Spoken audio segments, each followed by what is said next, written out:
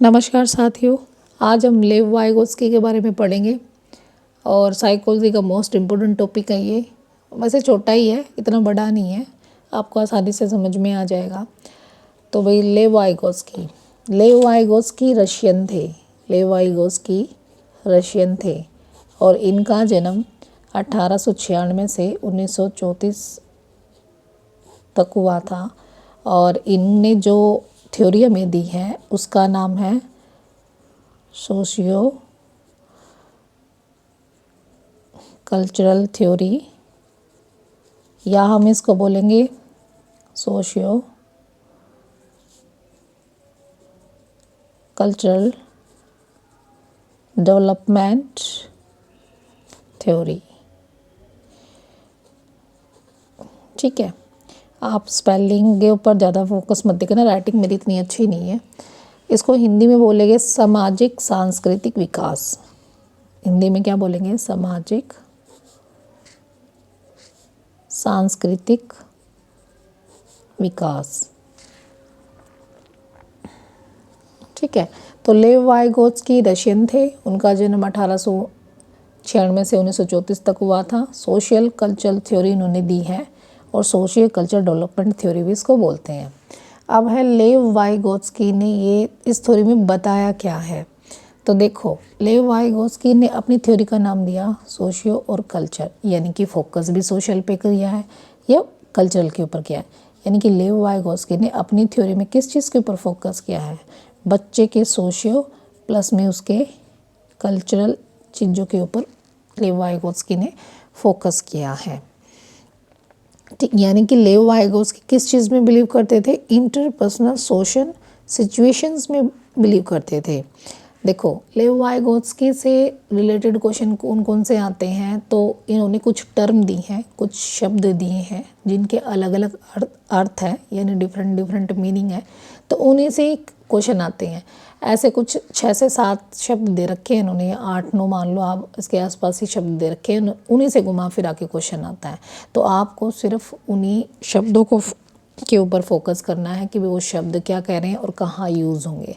याद रखना, जो मैं लिख रही हूँ ना, इससे ज़्यादा समझने के ऊपर फोकस करना कि जो मैं बोल रही हूँ। ठीक है, तो देखो, अब लेव वाइगोत्स्की ने क्या क्या बताए हैं भी। इन्होंने हमें 3 डोमेन दिए हैं, ये 3 चीज़ों के ऊपर इन्होंने फोकस किया है। वो कौन कौन सी है? एक है हमारी, इसकी थ्योरी पे ही नाम है उनका सोशल, दूसरा कल्चरल और तीसरा लैंग्वेज। यानी कि लेव वाइगोत्स्की ने इन तीनों चीज़ों के ऊपर ही अपनी थ्योरी में फोकस किया है। लेव वाइगोत्स्की कहता है कि बच्चे का सोशल विकास होना चाहिए, कल्चरल विकास होना चाहिए और उसकी लैंग्वेज डेवलपमेंट होनी चाहिए, यानी इसी चीज़ों के ऊपर फोकस किया है। अब देखो, सोशल के ऊपर सामाजिक चीज़ें, यानी बच्चा समाज से सीखेगा, सामाजिक चीज़ों को वो नकल करेगा और आगे जाके उसी को फॉलो करेगा, वो सोशल होंगे। जो भी हम समाज में कर रहे हैं, हम बाहर जा रहे हैं, लोगों से बात कर रहे हैं, फॉर्मल तरीके से, इनफॉर्मल तरीके से, दोनों तरीके से बात कर रहे हैं, तो वो सोशल के अंदर आएगा। कल्चरल, जो हमारे कल्चरल है, शुरू से जो फॉलो कर रहे हैं हमारे भारतीय रीति रिवाज है, जो वो आज भी वही हैं और आगे भी उसमें थोड़ा बहुत मॉडिफाई होकर चलता रहेगा, तो यानी कि कल्चरल है। और तीसरा है लैंग्वेज। लैंग्वेज यानी भाषा। आप ये मान लो कि जो वाइगोत्स्की हैं, उन्होंने अपनी थ्योरी में 3 चीज़ों के ऊपर फोकस दिया। क्वेश्चन पहला तो ये क्लियर हो गया कि उन्होंने कौन सी थ्योरी दी है, ठीक है, और किस पे फोकस किया है। तीसरा कि उसने कौन सी 3 चीज़ें के बारे में फोकस किया है अपनी थ्योरी में, तो उन्होंने सोशल, समाज के ऊपर, संस्कृति के ऊपर और भाषा के ऊपर उन्होंने फोकस किया है। अब आता है कि लेव वाइगोत्स्की ने इन तीनों चीज़ों में से किस पे ज़्यादा फोकस किया है, तो आंसर होगा लैंग्वेज के ऊपर। लैंग्वेज के ऊपर ज़्यादा फोकस किया है लेव वाइगोत्स्की ने। लेव वाइगोत्स्की कहता है कि जब बच्चा छोटा होता है तो उसकी भाषा और उसके विचार जो है वो दोनों अलग अलग होंगे। उसकी भाषा और विचार क्या अलग अलग होंगे। यानी आप ये मान लो, बच्चा मतलब समझाना कुछ और चाह रहा है लेकिन उसके विचार कुछ और है, यानी वो बताना कुछ और चाह रहा है लेकिन उसके पास वो शब्द नहीं है उस बात को बताने के लिए। इसको कहते हैं कि भाषा और विचार अलग अलग हैं। ये आया हुआ भी क्वेश्चन है कि किस राइटर के अकॉर्डिंग भाषा और विकास बचपन में अलग अलग होते हैं, तो लेव वाइगोत्स्की कहते हैं कि भाषा और विचार अलग अलग होते हैं बचपन में, लेकिन यही विचार जब बड़े हो जाते हैं तो एक हो जाते हैं। यानी लेव वाइगोत्स्की कहता है कि भाषा और विचार शुरू में तो अलग अलग होंगे लेकिन जैसे ही मैच्योर हो जाएंगे तो ये दोनों एक बन जाते हैं। जैसे अब मैच्योर है भाई, जो हम सोच रहे हैं, ठीक है, और जितना हम बोलना चाहते हैं उतना हम बोल लेंगे, तो हमारी भी भाषा और विचार एक हो गया ना। लेकिन छोटे बच्चे क्या होता है कि उनके दिमाग में कुछ और चलता है लेकिन शब्दों के अभाव के कारण वो अपनी पूरी बात एक्सप्रेस नहीं कर पाते। उनको ये नहीं पता कि कौन सी बात हमें नहीं बोलनी है या कौन सी बात हमें बोलनी है, ठीक है। तो वो मतलब फ्री माइंडेड होते हैं, इसीलिए बच्चों को भगवान का रूप बोला गया है कि बच्चे भी कुछ भी बोल सकते हैं। तो भाषा और विचार उन दोनों के अलग अलग होंगे। जैसे जैसे हम बड़े होंगे तो भाषा और विचार एक हो जाएंगे, ठीक है, ये दोनों चीज़ बड़े हो जाएंगे। तो यानी वाइगोत्स्की कहता है कि लैंग्वेज शुरू में अलग होगी और जैसे जैसे बच्चा बड़ा होता जाएगा उसकी भाषा और विचार एक हो जाएंगे, ठीक है। अब है कि जो लेव वाइगोत्स्की ने 3 लैंग्वेज बताई हैं। लेव वाइगोत्स्की ने अपनी थ्योरी में 3 लैंग्वेज बताई हैं, ठीक है। 3 लैंग्वेज में कौन कौन सी लैंग्वेज है? एक है सोशल, दूसरी है प्राइवेट और तीसरी का नाम है silence. Social speech, private speech और साइलेंस स्पीच। देखो सोशल स्पीच कौन सी थी? यहाँ पे देखो हमने वाइगोत्स्की के बारे में क्या क्या पढ़ा, लेव वाइगोत्स्की ने कौन सी थ्योरी दी है और उसको हिंदी में क्या कहते हैं। लेव वाइगोत्स्की ने 3 चीज़ों पर फोकस किया, सोशल, कल्चरल या लैंग्वेज के ऊपर फोकस किया है। उन्होंने 3 लैंग्वेज बताई हैं, 3 तरह की लैंग्वेज बताई हैं। किस साइकोलॉजिस्ट ने 3 तरह की लैंग्वेज बताई हैं? सोशल, प्राइवेट और साइलेंस वाइगोत्स्की ने बताई हैं, ठीक है। अब इसको समझना ज़रूरी है। देखो सोशल स्पीच कौन सी है? जो फॉर्मल है, लिखने की ज़रूरत नहीं है भी, हर चीज़ देखो फॉर्मल होगी। समाज में हम जिस बैठेंगे उठेंगे तो बात करेंगे, वो है सोशल स्पीच। यानी कि हमें एक दायरे में रह के बात करनी होती है, वो है सोशल स्पीच। हम 5-6 आदमियों के बीच में या एक ग्रुप के सामने बात कर रहे हैं या एक जनसभा को संबोधित कर रहे हैं, वो है सोशल स्पीच। यानी कि हम एक बात से बहुत सारे लोगों को संबोधित कर रहे हैं, वो होती है सोशल स्पीच, ठीक है। और प्राइवेट स्पीच कौन सी होती है? देखो प्राइवेट स्पीच होती है जो अपने आप में बड़बड़ाना होता है, बोलना ज़रूरी है इसमें। प्राइवेट स्पीच के अंदर क्या है? बोलना ज़रूरी है, अपने आप में बड़बड़ाना। एक मतलब बोल किसी से नहीं रहा, वो सुना किसी को नहीं रहा लेकिन अपने आप ही बोल रहा है, वो होगी प्राइवेट स्पीच। और साइलेंट स्पीच होगी मन ही मन बड़बड़ाना। अब बहुत सी ऐसी बातें हैं, अब देखो एग्जाम्पल देखो इनके। अभी साइलेंट स्पीच कहाँ होगी?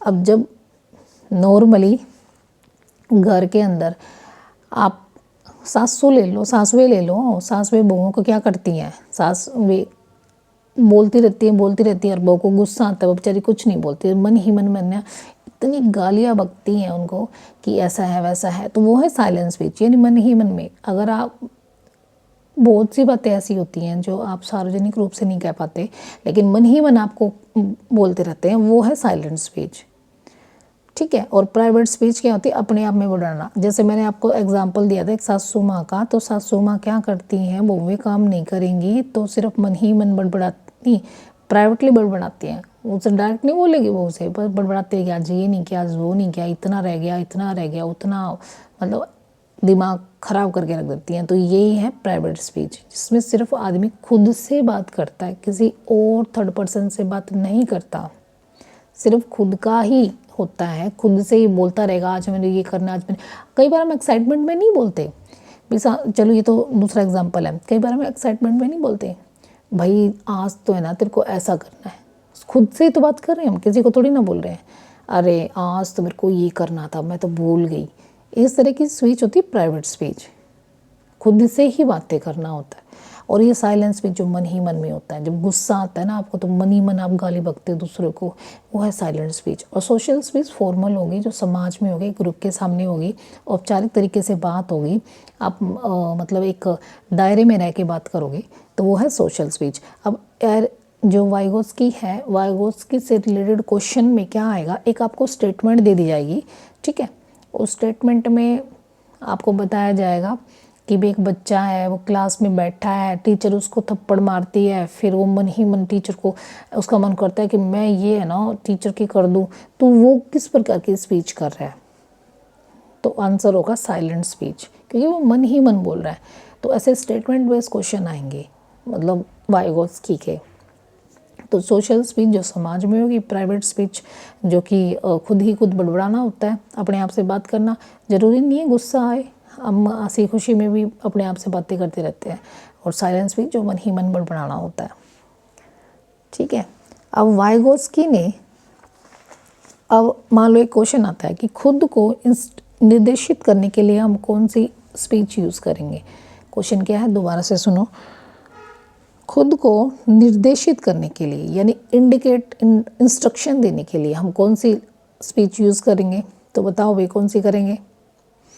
जब हम खुद से बातें करेंगे और हम खुद को ही इंस्ट्रक्शन देंगे तो हम प्राइवेट स्पीच का यूज़ करेंगे, ठीक है। और प्राइवेट और साइलेंट ये दोनों के दोनों इंटरनल यानी आंतरिक कम्युनिकेशन होते हैं, इंटरनल होते हैं, खुद के लिए होते हैं, यानी कि ये दोनों के दोनों जो है आंतरिक संभाषण होता है ये, ठीक है। और ये सोशल होएगा, सोशल में ही है सारा का सारा ये। और खुद को इंस्ट्रक्शन करने वाला कौन सी स्पीच है, प्राइवेट। ये क्वेश्चन आया हुआ है, मोस्ट इम्पोर्टेंट है कि खुद को इंस्ट्रक्शन देने वाली स्पीच कौन सी है, खुद को निर्देशित देने वाली स्पीच कौन सी है, तो वो है प्राइवेट स्पीच, ठीक है। अब आता है कि हाँ, अब ये है कि वाइगोत्स्की ने टीचिंग का कौन सा प्रकार दिया है, ठीक है।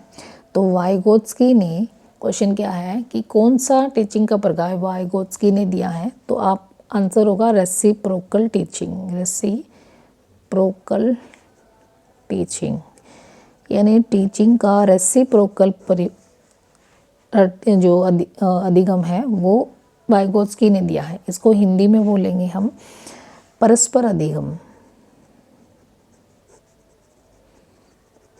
इसको हिंदी में क्या बोलेंगे, परस्पर अधिगम। यानी कि रेसिप्रोकल टीचिंग क्या है। अब देखो रेसिप्रोकल टीचिंग, पहला क्वेश्चन तो ये कि रेसिप्रोकल टीचिंग किसने दी है, वो वाइगोत्स्की ने दी है। दूसरा क्वेश्चन ये कि रेसिप्रोकल टीचिंग होती क्या है, तो देखो रेसिप्रोकल टीचिंग होती है कि परस्पर एक दूसरे से मतलब सीखा हुआ ज्ञान, एक दूसरे से लिया हुआ ज्ञान, वो है रेसिप्रोकल टीचिंग।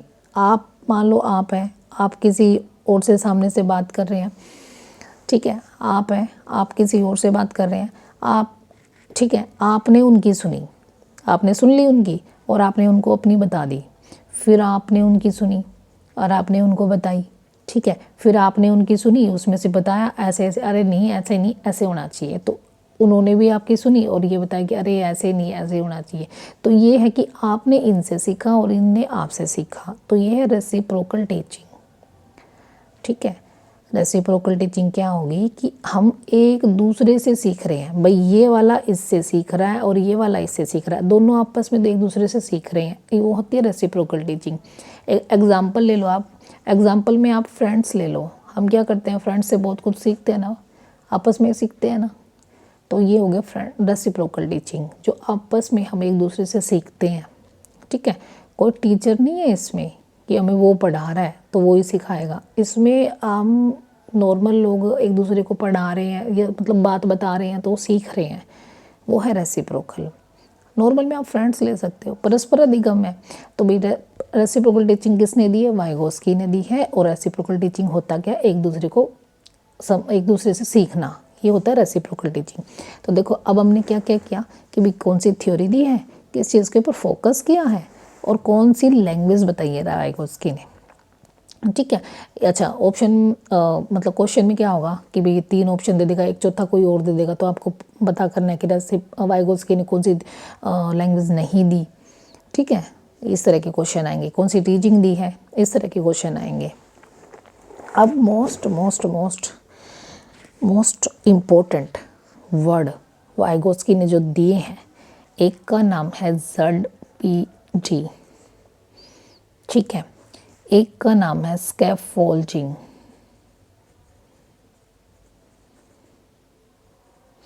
और एक का नाम है MKO। ठीक है, ये शब्द से बहुत बार क्वेश्चन आया हुआ है टेट के पेपर में, बहुत ज़्यादा बार आ चुका है, और आपको इसके ऊपर पूरा का पूरा ध्यान रखना है। यानी कि ये मान लो कि इस जो वाइगोत्स्की ने थ्योरी दी है उसका लगभग 70% ये है और 30% वो है, आप ये मान लो। तो ये शब्द है ना, मैं आपको पूरी कोशिश करूँगी कि आपको समझ में आए और आपको दिक्कत ना आए, और मेरा पूरा का पूरा ध्यान इस पे रहेगा कि आपको चीज़ें समझ में आनी चाहिए। ठीक है, अब देखो, सबसे पहले ZPD की फुल फॉर्म होती है जोन ऑफ प्रोक्सिमल डिस्टेंस। पहला क्वेश्चन यही कि ZPD की फुल फॉर्म क्या है, जोन ऑफ प्रोक्सिमल डिस्टेंस। ठीक है, ZPD की फुल फॉर्म क्या है, जोन ऑफ प्रोक्सिमल डिस्टेंस। मेरी राइटिंग के ऊपर फोकस मत करना, आप अपने हिसाब से लिख लेना नोट्स के अकॉर्डिंग। ठीक है, इसको हिंदी में क्या बोलेंगे, इसको बोलेंगे निकटतम विकास क्षेत्र, या बोलेंगे समीपस्थ विकास क्षेत्र। निकटतम विकास क्षेत्र बोलो हिंदी में, या समीप विकास क्षेत्र बोलो, उसको कहेंगे ZPD। ZPD की ये शॉर्ट फॉर्म है, इसकी फुल फॉर्म होगी जोन ऑफ प्रोक्सिमल डिस्टेंस। इसको हिंदी में निकटतम विकास क्षेत्र या समीप विकास क्षेत्र कहते हैं। ठीक है, 3 क्वेश्चन तो हो गए ये वाले। ओके, अब कि ZPD होता क्या है, देखो। अच्छा, ZPD होता क्या है, इससे पहले ये देख लो कि स्कैफोल्डिंग क्या है। स्कैफोल्डिंग को हिंदी में बोलेंगे मदद या सहायता करना, सहायता देना या करना, या इसको हिंदी में बोलेंगे ढांचा, या इसको बोलेंगे पहाड़। ठीक है, तो मैं आपको सलाह दूंगी सिर्फ एक स्कैफोल्डिंग याद कर लेना, इतने सारे शब्द याद करने की जरूरत नहीं है। इसको भी ZPD ही कर लेना, सबसे बढ़िया है। ये शब्द चेंज नहीं होंगे, ये वाले हो सकते हैं। ठीक है, और MKO की फुल फॉर्म होती है मोर नॉलेज देन अदर, या नो मोर नॉलेज अदर। ठीक है, जिसको ज़्यादा नॉलेज होती है वो वाला है MKO। अब वाइगोत्स्की क्या कहता है कि जो सोशल कल्चरल डेवलपमेंट थ्योरी इसने दी है, इसमें वाइगोत्स्की चाइल्ड डेवलपमेंट के बारे में बात करता है। ठीक है, अब चाइल्ड का डेवलपमेंट हुआ कैसे है और कौन कौन सी चीज़ें उसको मदद करेंगे, उसको क्या कहेंगे, चाइल्ड का डेवलपमेंट जो हुआ है उसको क्या कहेंगे, डेवलपमेंट करने वाले को क्या कहेंगे, ये सारे शब्द आएंगे अब। ठीक है, तो देखो, सबसे पहले हम ये देख लेंगे कि एक ये शब्द देखो, चलो यहाँ पे देखो आप, वास्तविक, मान लो पेपर में ये शब्द आ जाए वास्तविक विकास क्षेत्र, और एक शब्द आ जाए संभावित विकास क्षेत्र।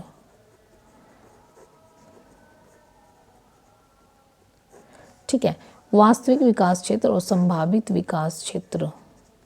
तो देखो, वास्तविक विकास क्षेत्र क्या होगा, जो हमारा एक्चुअल में विकास है, फिलहाल हम करंट में हैं जो, वो है वास्तविक विकास क्षेत्र। और जो हमें पाना है, ठीक है, जिनके पाने की इच्छुक है, जिस चीज़ के लिए हम मेहनत कर रहे हैं, दिन रात एक कर रहे हैं, अपनी नींदें खराब कर रहे हैं, वो है संभावित विकास क्षेत्र।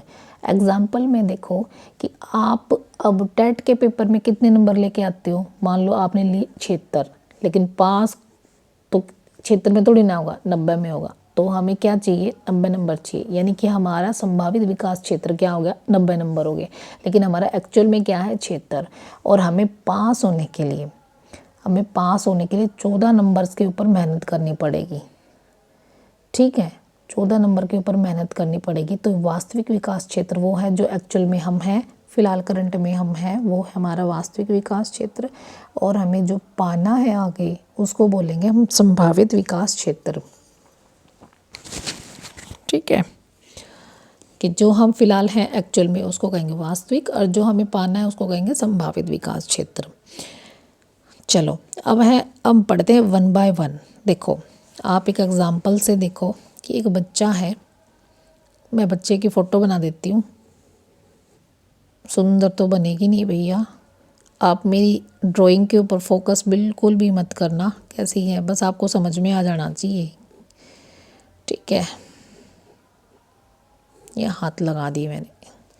और भाई ये मैंने ले लिया एक गुरुजी जो हमारे हैं, पढ़ाते हैं, ठीक है। इसके बाल वाल बना देते हैं भाई, इसके बाल वाल भी ऐसे ही हैं। Please don't laugh on my painting. गुरुजी तो मैंने बच्चे जैसे बना दिया और बच्चा मैंने गुरुजी जैसा बना दिया। अरे भाई कोई नहीं, समझने से मतलब है। देखो ये है हमारे गुरुजी, ठीक है, ये है बच्चा, ये है बच्चा, और ये हमारा हो गया टीचर, ठीक है। ये ज़रूरी नहीं है टीचर हो, कोई भी हो सकता है, ये फ्रेंड हो, टीचर हो, कोई बड़ा हो, दादा हो, दादी हो, कोई मतलब पड़ोसी हो, कोई भी हो, ये वो हो सकता है, ये ज़रूरी नहीं है टीचर हो, ठीक है। अब क्या है कि वाइगोत्स्की के अनुसार जो आपको सिखाता है उसको कहते हैं MKO, यानी कि more knowledge other than other, मतलब अदर यानी अन्य से ज़्यादा नॉलेज हो जिसको होती है उसको कहेंगे MKO, ठीक है। वाइगोत्स्की कहता है कि जो आपको सिखाएगा, आपकी हेल्प करेगा, उसको कहेंगे MKO, आपकी सहायता करता है वो, आपको कुछ सीखने में, मदद करने में। जैसे कि मैं आपको अब एरिक्सन की थ्योरी समझाने में सहायता कर रही हूँ, तो मैं क्या हो गई, MKO हो गई, ठीक है। बच्चा जो है उसको फ़िलहाल कुछ भी नहीं आता, तो वो हो गया उसका वास्तविक विकास क्षेत्र, और उसको सीखना है बहुत कुछ, तो वो हो गया उसका संभावित विकास क्षेत्र। अब देखो बच्चा है, मान आप देख लो, अब मान लो जैसे ये बच्चा है, ठीक है, इसको मुझे 5th क्लास का पढ़ाना है, बहुत कुछ ये 4th से पास होके 5th में आया है और इसको कुछ भी नहीं आता, तो मैं इसको क्या करूँगी, 5th क्लास का पढ़ाऊँगी ना।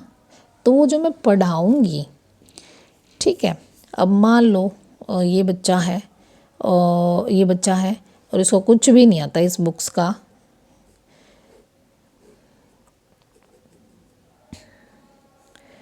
ठीक है, इस बुक्स का इस बच्चे को कुछ भी नहीं आता, तो ये टीचर इसकी हेल्प करेगा इस बुक्स को पढ़ने के लिए, इस बुक को पढ़ने के लिए टीचर हेल्प करेगा, ठीक है।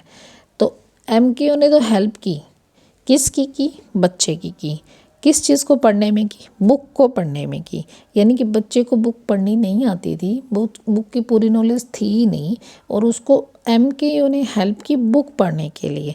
तो इसका जो ज्ञान नहीं था वो ज्ञान इसने पूरा किया, उसको कहते हैं ZPD, ठीक है, उसको कहेंगे ZPD।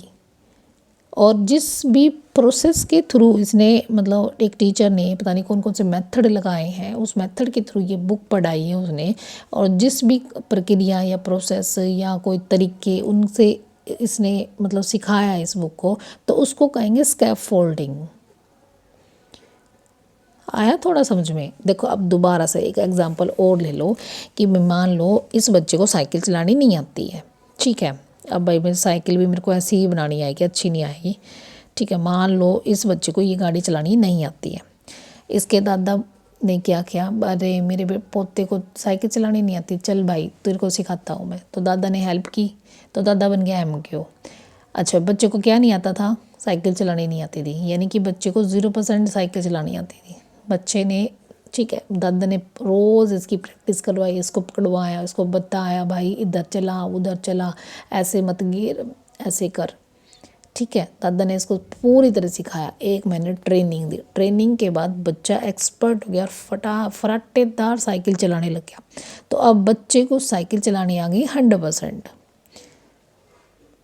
तो बच्चे को नहीं आता था ना कुछ भी, और उसके दादा की मदद से सीख लिया ना उसने साइकिल चलाना। तो अब ये जो बीच का गैप है, यानी कि उसको कुछ भी नहीं आता था, कुछ नहीं आने से लेके बहुत कुछ आने तक का जो बीच का एरिया होता है ना, इसको बोलते हैं ZPD, यानी कि जोन ऑफ प्रोक्सिमल डिस्टेंस। यानी ऐसा क्षेत्र जिसमें उस बच्चे को कुछ भी नहीं आता है लेकिन बहुत कुछ सीखना है उसको। जो जो सीखना है ना वो ZPD में आएगा। ठीक है, और जिस भी प्रक्रिया से वो दादा उसको सिखाता है भाई, वो उसको मतलब साइकिल पकड़वा के चलवाएगा, फिर उसको अकेले चलने देगा, फिर या फिर मान लो 4 टायर लगा के उसको चलाना सिखाता है। ये सारी जो चीज़ें हैं, जो मतलब जिस मेथड के थ्रू वो साइकिल चलाना सिखवा रहा है उसको, वो चीज़ें आती हैं स्कैप फोल्डिंग के अंदर। यानी ओवरऑल स्कैप फोल्डिंग एक प्रक्रिया होगी, यानी एक प्रोसेस, ठीक है, जिसके थ्रू उस चीज़ को सिखाया जाएगा, वो होगी स्कैप फोल्डिंग। एक और दूसरा एग्जांपल ले लो, हम खुद के ऊपर ले लेते हैं, ये सारे एग्जांपल हैं, देखो खुद के ऊपर लो कि भाई अब हमें टेट के पेपर का कुछ भी नहीं आता, 0% आता है, और हमें टेट का पेपर का कम से कम 90% तो पढ़ना पड़ेगा, तब जाके हम पास होंगे। ठीक है, 10% हम मान भी लो कि हम नहीं पढ़ पाएंगे, क्योंकि सिलेबस कभी कंप्लीट होता नहीं है हर किसी भी चीज़ का, आप खाली टेट का नहीं लोगे, 10% रह ही जाता है ओवरऑल मान लो आप। तो भाई 0% आपको आता नहीं है और 90% तक आपको पहुंचना है। तो ये जो 90% का एरिया जो बच रहा है ना, ठीक है, ये वाला एरिया तो होगा ZPD। ठीक है, ये वाला एरिया होगा ZPD। और मैं देखो आपको पढ़ा रही हूँ, आपको मटेरियल दे रही हूँ, आप कहीं और से यूट्यूब से पढ़ रहे हो, आप फेसबुक मान लो गूगल से पढ़ रहे हो, ठीक है, आप कहीं कोचिंग ले रहे हो, ये सारी चीज़ें होगी स्कैप फोल्डिंग। यानी स्कैप फोल्डिंग तो होती है जिससे हम वो जो हमारा अधूरा क्षेत्र है उसको पूरा करना, तो स्कैप फोल्डिंग पूरा करने के लिए स्कैप फोल्डिंग की मदद ली जाती है। ठीक है, वो जो एरिया बच रहा है हमारा सीखना, उसको ZPD बोलेंगे। ठीक है, मेरे होप सो मेरे हिसाब से आपको समझ में आएगा। फिर से एक बोल दूँ कि आपके मान लो 86 नंबर आ गए और आपको 90 लेने थे, तो बेचारा 4 नंबर बच गया। तो ये वाला जो एरिया जो आप 4 नंबर नहीं ले पाए, ये आएंगे हमारे ZPD के अंदर। ठीक है, और ये जो 4 नंबर आपने दिन रात एक करके मेहनत करके, वो मतलब पूरा पढ़ के कहीं से कहीं ना कहीं से कोशिश करके कैसे किए हैं ना, जो लिए हैं, तो उसको स्कैप फोल्डिंग की मदद से हमने लिए हैं। वो मतलब हमने जो प्रोसेस लगाई, जो हमने प्रक्रिया ली, जो हमने मदद ली किसी से, जो हमने हेल्प ली किसी से, जो हमने मेथड यूज़ किए, सारे वो सारे स्कैप फोल्डिंग के अंदर आएंगे। जो एरिया हमने फिलअप करना था, भरना था, मदद लेनी थी, वो ZPD के अंदर आएगी। ठीक है, और MKO कौन सा होता है, जो डायरेक्ट आपको सिखाने वाला होता है। MKO हमेशा पेपर में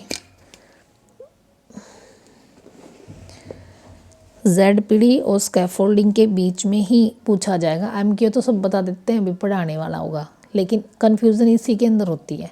तो होप सो आपको समझ में आया होगा, मैंने आपकी कन्फ्यूज़न बहुत दूर की। यानी कि जो चीज़ आपको नहीं आती ना, वो तो ZPD है। जो चीज़ मतलब जो चीज़ आपको नहीं आती, उस चीज़ को सीखने के लिए जो आपने मेथड यूज़ किए, तरीके अपनाए, ठीक है, बुक्स पढ़ी या मतलब टीचर अलग से लगाए या ट्यूशन गए, या मतलब जो भी आपने मेथड अपनाए, वो सारे स्कैफोल्डिंग के अंदर आते हैं। सीखना, जिस चीज़ को सीखना है ना, वो ZPD है।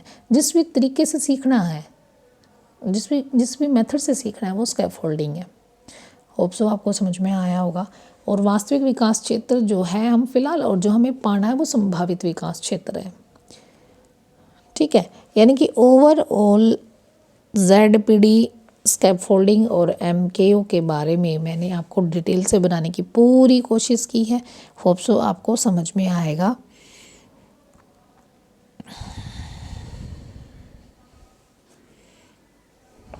तो अब देख लेते हैं, कुछ बच तो नहीं गया है इसमें जो हमें वाइगोस्की से रिलेटेड बताना हो। चलो,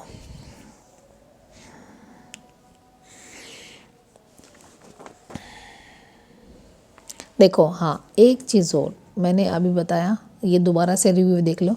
वाइगोत्स्की कौन सी थ्योरी दी, कौन सी फोकस किया, कौन कौन सी लैंग्वेज बताई है, ठीक है, कौन सी टीचिंग का प्रकार बताया है इन्होंने, ठीक है। ZPD स्कैफोल्डिंग के बारे में मैंने आपको पूरा पूरा डिटेल में बताया है हर चीज़।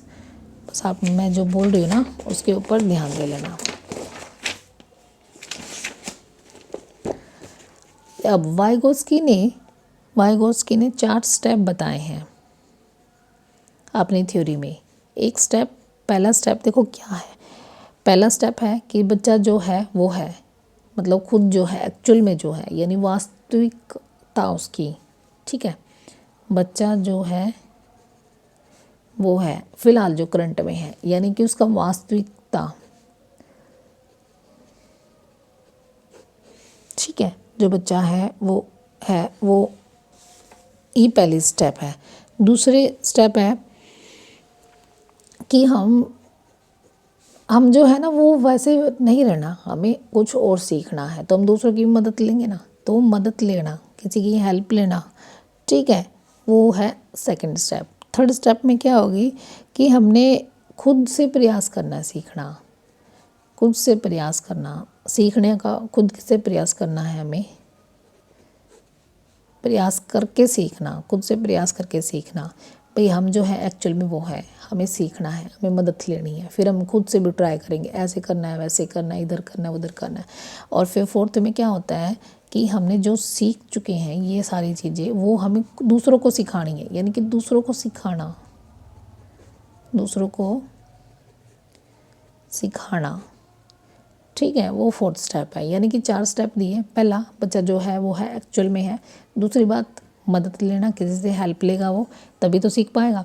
अब वो सीखने की कोशिश करेगा, भाई मुझे तो ये नहीं आता, मुझे सीखना है, और फिर खुद को भी सिखा देगा।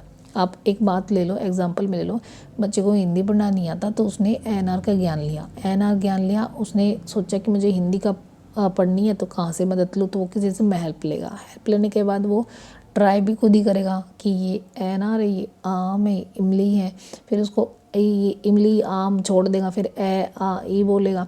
फिर अब जब वो सीख लेगा हिंदी पढ़ना अच्छे से, फिर वो दूसरे बच्चों को भी सिखा पाएगा। तो ये 4 स्टेप है, ठीक है। तो भाई मेरे हिसाब से अकॉर्डिंग टू मी वाइगोत्स्की का चैप्टर बहुत आसान था, छोटा सा था, कोई दिक्कत वाला क्वेश्चन नहीं था। इसमें सिर्फ छोटी सी टर्म बताई हुई है। मैंने ओवरऑल मैं बता दूँ कि इसकी थ्योरी का नाम बताया मैंने, सोशियो कल्चर डेवलपमेंट थ्योरी, और 3 डोमेन दिए हैं भाई। सोशियो कल्चर डेवलपमेंट थ्योरी 3 इसने चीज़ों पे फोकस किया है। 3 लैंग्वेज के प्रकार बताए हैं, टीचिंग का एक प्रकार बताया, ZPD स्कैफोल्डिंग MQ मैंने डिटेल से समझाने की कोशिश की है, और 4 स्टेप दिए हैं। ये स्टेप भी फॉर्मल है, आपकी नॉलेज के लिए बता दिया मैंने, इतना ज़्यादा ज़रूरी नहीं है। लेकिन सबसे ज़्यादा मोस्ट इंपॉर्टेंट चीज़ें क्या है, ZPD और स्कैफोल्डिंग। आज तक कोई भी टेट का पेपर नहीं गया जिसमें स्कैफोल्डिंग या ZPD से क्वेश्चन ना आया हो, ठीक है। Overall thank you very much.